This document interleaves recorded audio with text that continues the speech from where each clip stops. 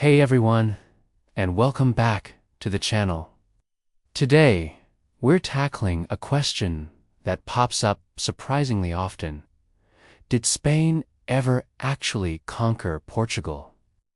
It seems like a simple question, given they share the Iberian Peninsula, but the answer is way more fascinating and complex than a simple yes or no. So, grab your coffee, get comfortable, and let's take a deep dive into one of Europe's oldest and most dramatic rivalries. First off, let's get the big misconception out of the way. If you're thinking of a full-scale, permanent conquest where Portugal became just another province of Spain, that never happened. In fact, Portugal is one of the oldest nation-states in Europe, and a huge part of its history is defined by its fierce struggle to remain independent from its larger neighbor. The story really begins in the Middle Ages, after the Reconquista, where Christian kingdoms pushed the Moors out of the peninsula. Portugal emerged as its own independent kingdom. But Spain, or more accurately, the powerful kingdom of Castile, always had its eye on its smaller neighbor.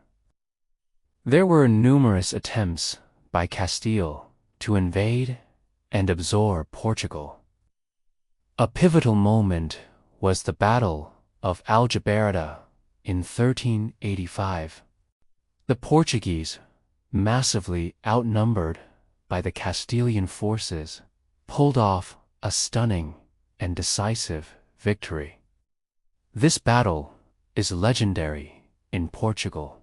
It's not just a military win, it's a foundational event that cemented Portuguese national identity and sent a clear message: Portugal would not be conquered. This victory secured their independence for the next 2 centuries. So, how did a smaller nation like Portugal consistently hold off a powerhouse like Spain? One of the biggest factors was a brilliant strategy of foreign alliances. For centuries, Portugal's best friend on the world stage was England. The Anglo-Portuguese alliance, signed in 1386, is the oldest active alliance in the world. Think about that for a second. This treaty meant that whenever Spain got a bit too aggressive, Portugal often had the mighty English, and later British, navy and army as a powerful backup. This alliance was a game-changer, leveling the playing field and making any potential Spanish invasion a much riskier and more complicated affair. It was the ultimate "don't mess with my little brother" scenario on a geopolitical scale. Now, some of you might be thinking, but wait, what about the Iberian Union? And you're right to bring it up.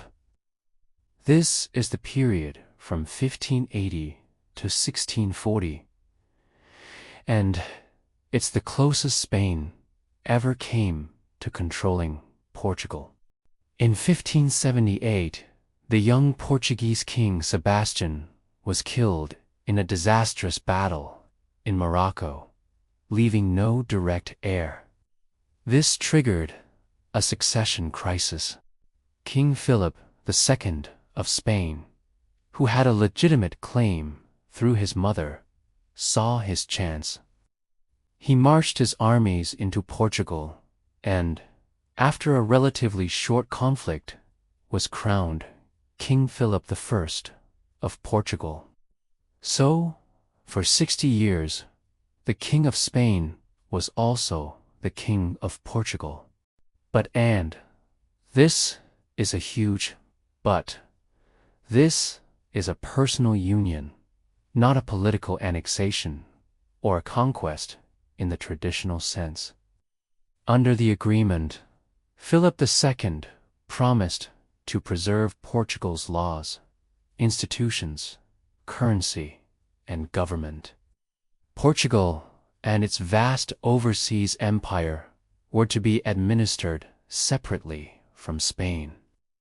The Portuguese elite largely accepted this arrangement at first because it promised stability and kept their autonomy intact. It wasn't a case of Spain conquering and absorbing Portugal. It was more like two separate crowns resting on the same head. However, things started to go sour. Philip II's successors, Philip III and Philip IV, weren't as respectful of the agreement. They began to centralize power, appointing Spaniards to Portuguese government posts and dragging Portugal into Spain's costly wars like the 30 Years' War. This was hugely unpopular. The Portuguese felt their resources were being drained to fight Spanish battles, and their empire was being targeted by Spain's enemies, particularly the Dutch. The Union, which was supposed to be a partnership, started to feel a lot more like a takeover. The resentment boiled over.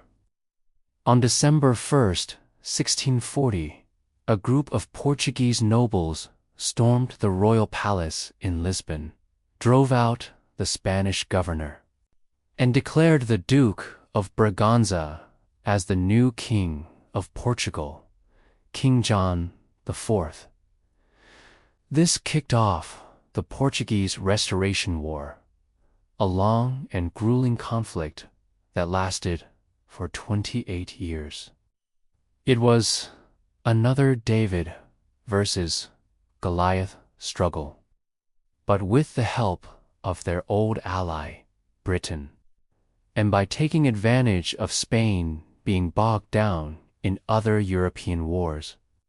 Portugal eventually forced Spain to recognize its independence once again in the Treaty of Lisbon in 1668. That 60-year union was officially over, and Portugal had reclaimed its sovereignty. Even after the Restoration, the tension didn't just disappear. The rivalry continued, flaring up in various conflicts. A notable one is the wonderfully named War of the Oranges in 1801. It was a brief, almost theatrical conflict where Spanish forces, pushed by Napoleon's France, invaded Portugal. The Spanish general famously picked oranges from the trees outside the town of Elvas and sent them to the Queen of Spain, giving the war its quirky name.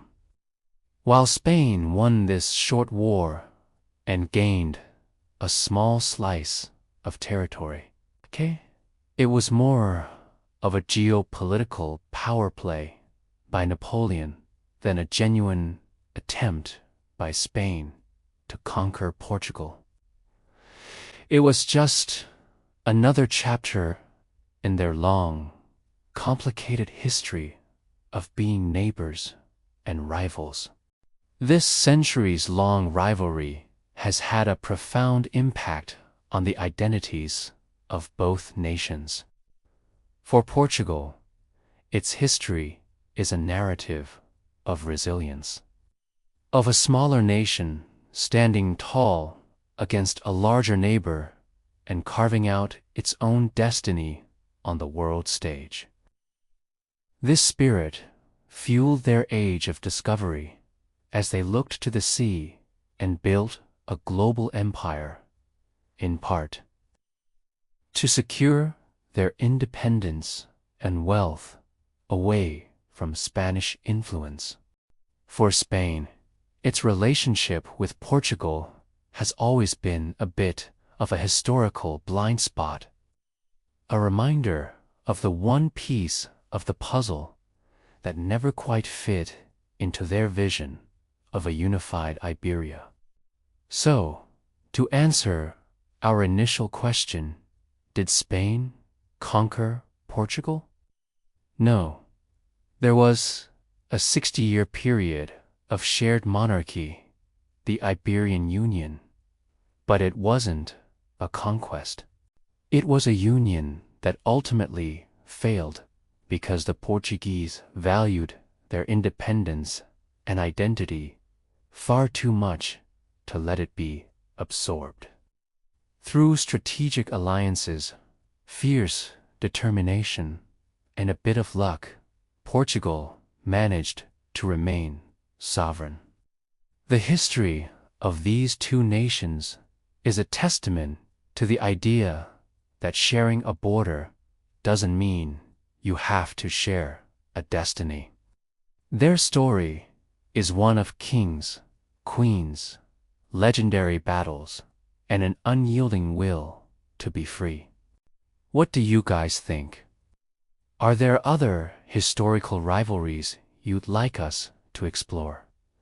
Let me know in the comments below. I love reading your suggestions. And if you enjoyed this deep dive and learned something new, please give this video a thumbs up and consider subscribing to the channel for more content like this. It really helps us out. Thanks for watching, and I'll see you in the next video.